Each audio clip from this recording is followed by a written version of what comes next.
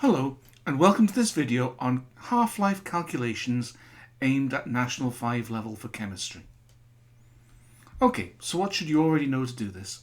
Well, you should know what half-life is. Half-life is the time it takes for half the atoms in a sample of a radioactive isotope to decay. Now that might mean that the mass of that isotope in the sample decreases by a half, or that the radioactive activity, the number of particles being given off per second, decreases by a half. But nothing affects the half-life.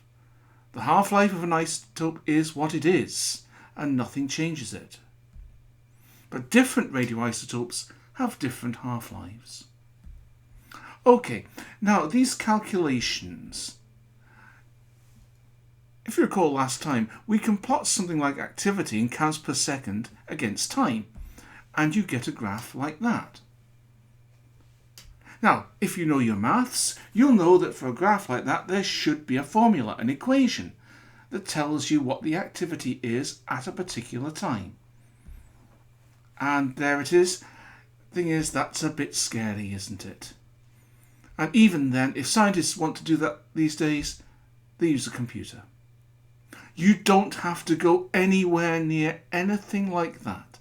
At National 5 level, the sums are really straightforward. But for some reason, people find them not confusing, but they worry about them. So I'm going to go through a couple just to show you how it's done. Okay, let's take an example. There is an isotope called americium-242, and it has a half-life of 16 hours. Okay, we take a sample of americium-242, and that weighs 8 grams. We want to know what mass of americium-242 will be left in the sample after 48 hours. Notice a reminder here, the overall mass of the sample may not change, but it's the mass of that isotope in the sample that we're interested in. Okay, now we can do this using a table like this, with these headings: number of half-lives, time that's passed, fraction left, and the mass. I've chosen mass here because we're given masses in the questions. I could also have used activity or number of atoms. Okay, so the units I've chosen, hour and grams, simply because those are the units in the question. Okay, now we can fill in this column here straight away.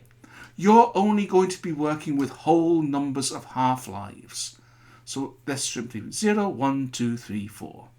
That's always going to be the same in these questions. Similarly, we can fill in the fraction left. That's 1, a half, a quarter, an eighth, and a 16th. Or 0.5, 0.25, 0.125, and 0.0625. That's 1, then a half of a half, then a half of a half of a half, then a half of a half of a half of a half. Okay, now we're going to fill in the times. Okay, all we're doing here, we start at 0 when there's no time passed, but all we're doing, we're adding 16 each time, because 16 hours is the half-life. So for every half-life, you add on 16 hours. Now we look at the mass. Starting at 8, then going down. Notice what we're doing here.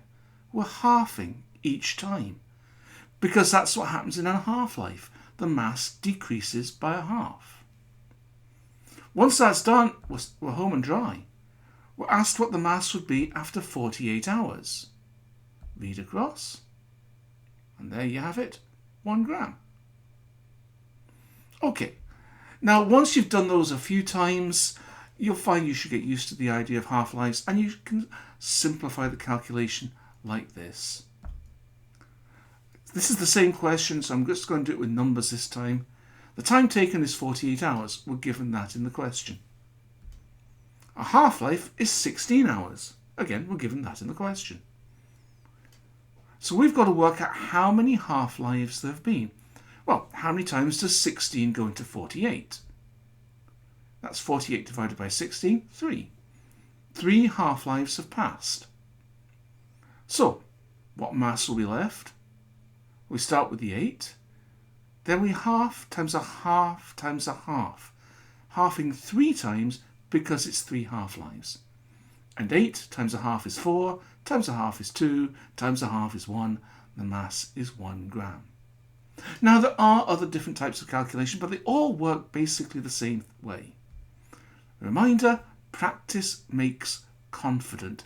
Rarely perfect, but it makes you confident. The more of these you do, the more confident you will be in tackling them. Thanks for listening. Bye for now.